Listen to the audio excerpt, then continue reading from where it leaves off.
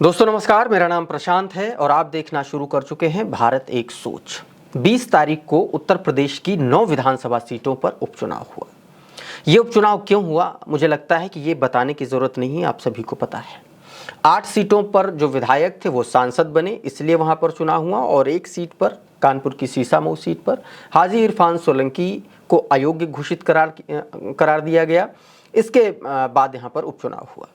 तो 9 सीटों पर उपचुनाव हुए। 9 सीटों पर उपचुनाव में सीधे तौर पर आप देखेंगे तो समाजवादी पार्टी का पलड़ा कहीं ना कहीं भारी रहा।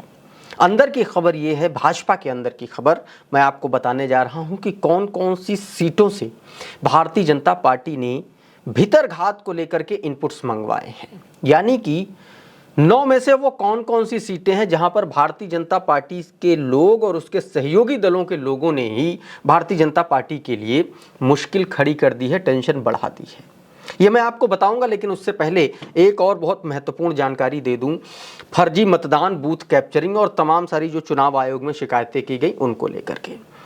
दोस्तों, उत्तर प्रदेश में जो 20 तारीख को मतदान हुआ था उसमें टोटल उपचुनाव में इलेक्शन कमीशन को 314 शिकायतें रिसीव हुई हैं, जिसमें बूथ कैप्चरिंग, फर्जी मतदान की 314 और मीरापुर में 84 शिकायतें मीरापुर से मिली। कुंदरकी से 76 शिकायतें प्राप्त हुई इलेक्शन कमीशन को। इसके अलावा करहल से 60 और गाजियाबाद से 2 शिकायतें मिली।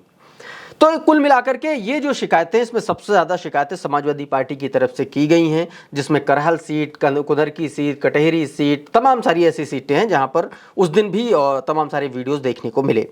अब बात करते हैं भारतीय जनता पार्टी को की मुश्किलें बढ़ाने वाली उन सीटों की जहां पर उसको भीतरघात का डर सता रहा है।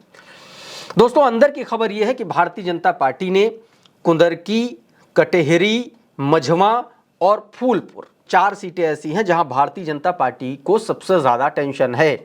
सूत्र बताते हैं कि इन 4 सीटों पर भारतीय जनता पार्टी ने उन कैंडिडेट्स की, उन कार्यकर्ताओं की, पदाधिकारियों की लिस्ट, उनके नाम मंगवाए हैं जिन्होंने भीतरघात किया है।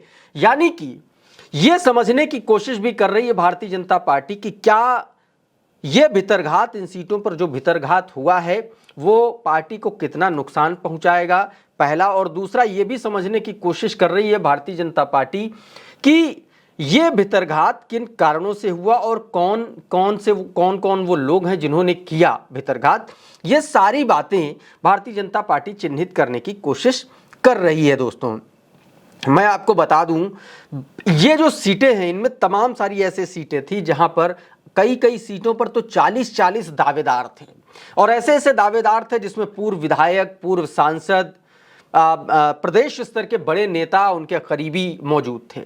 लेकिन भारतीय जनता पार्टी ने इस बार जो सीटों के समीकरण, यानी कि सीटों का जो जातिगत समीकरण था, उसके आधार पर टिकटों का वितरण किया था, जिसके बाद से तमाम सारे लोगों में नाराजगी भी देखने को मिली थी। फूलपुर सीट पे कार्यकर्ताओं की नाराजगी खुले तौर पर देखने को मिली थी। मझवा की लड़ाई भारतीय जनता पार्टी से आखिरी वक्त तक लड़ाई लड़ते रहे डॉक्टर संजय निषाद, क्योंकि ये सीट जो है ये निषाद पार्टी के हिस्से थी, लेकिन इस बार भारतीय जनता पार्टी ने जबरदस्ती की और निषाद पार्टी को एक भी सीट नहीं दी। मझवा सीट पर निषाद पार्टी के कार्यकर्ताओं द्वारा, पदाधिकारियों द्वारा भीतरघात की खबरें भारतीय जनता पार्टी को प्राप्त हुई, ऐसा सूत्र बता रहे हैं। तो वहीं फूलपुर में भी भारतीय जनता पार्टी के लोग ही भारतीय जनता पार्टी के साथ जो है इनफाइटिंग की खबरें आई, भीतरघात की खबरें आई हैं।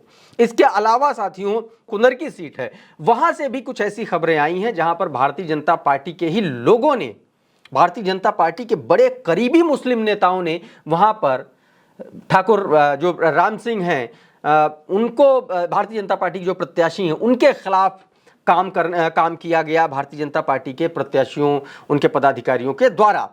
तो 4 से 5 कटहरी में भी कुछ इसी तरीके के इनपुट्स मिले हैं, क्योंकि कटहरी में कई और नेताओं का नाम चल रहा था, बाबा गोरखनाथ का नाम चल रहा था कटहरी से, और भी कई नेता थे जो भारतीय जनता पार्टी से चुनाव की तैयारी कर रहे थे, लेकिन ऐन वक्त पर उन सब का टिकट काट दिया गया और बाहर से आए धर्मराज निषाद को टिकट दे दिया गया। इसकी भी नाराजगी देखने को मिली है और भारतीय जनता पार्टी ने अब इन सभी सीटों की रिपोर्ट मंगाई है और आकलन कर रही है कि इन सीटों पर भारतीय जनता पार्टी क्या हारने की स्थिति में आ गई है क्या। इस पूरे मसले पर साथियों समाजवादी पार्टी ने भी भारतीय जनता पार्टी पर जबरदस्त निशाना साधा है। क्या कुछ समाजवादी पार्टी ने अपने ट्वीट में इस अखबार की कटिंग को पोस्ट करते हुए लिखा है, यह आपकी स्क्रीन पर है, जरा एक बार देख लीजिए। समाजवादी पार्टी के आईटी सेल ने सीधे तौर पर लिखा है कि श्री अखिलेश यादव जी शुरू से कहते आ रहे हैं कि सीएम योगी को पता चल गया है कि उनके अपने भाजपाई ही भाजपा प्रत्याशियों को वोट नहीं दे रहे हैं और भाजपा उपचुनाव हार रही है। इसीलिए सीएम योगी ने उपचुनाव जीतने के लिए गुंडई का सहारा लिया, प्रशासन का सहारा लिया और पुलिस का इस्तेमाल किया। सपा के मतदाताओं को डराकर वोट न डालने देने का काम सीएम योगी ने पुलिस के द्वारा किया, क्योंकि सीएम योगी जान गए थे कि उनके कुकृत्यों कुकर्मों के खिलाफ अब भाजपाई खड़े हो गए हैं। आखिरकार श्री अखिलेश यादव जी की बात सच निकली। अखबार की कटिंग के साथ अमर उजाला की ये कटिंग है, इसमें सीधे तौर पर लिखा गया है कि कौन कौन सी सीटों पर भितरघात की खबरें आई हैं साथियों। अब इस पर समाजवादी पार्टी ने जबरदस्त निशाना साधा है। भारतीय जनता पार्टी के भीतर की जो स्थिति है आप सभी को पता है, मुख्यमंत्री योगी आदित्यनाथ हैं, एक धड़ा केशव प्रसाद मौर्य, ब्रजेश पाठक और दिल्ली का है, और ये इनफाइटिंग की खबरें लगातार सामने आ रही हैं। सवाल यह उठता है कि क्या प्रदेश स्तर और राष्ट्रीय स्तर की इनफाइटिंग अब भारतीय जनता पार्टी में विधानसभा स्तर पर जा पहुंची है क्या? और अगर ऐसा है तो यकीन मानिए कि भारतीय जनता पार्टी इस उपचुनाव में बुरी तरह से हार का सामना करने जा रही है। दोस्तों, अभी के इस वीडियो में फिलहाल इतना ही। हमारा ये वीडियो आपको कैसा लगा हमें कमेंट बॉक्स में ज़रूर बताइए। ये वीडियो अगर आपको अच्छा लगा तो इसको लाइक कर दीजिए, इसको शेयर कर दीजिए। चैनल पर नए आए हैं तो चैनल को सब्सक्राइब कर लीजिए, बेल आइकन ज़रूर दबा दीजिए ताकि इस तरीके के तमाम वीडियोज़ आपको सबसे पहले मिलते रहें साथियों। बहुत बहुत शुक्रिया, बहुत बहुत धन्यवाद। आप जुड़े रहिए भारत एक सोच के साथ। नमस्कार।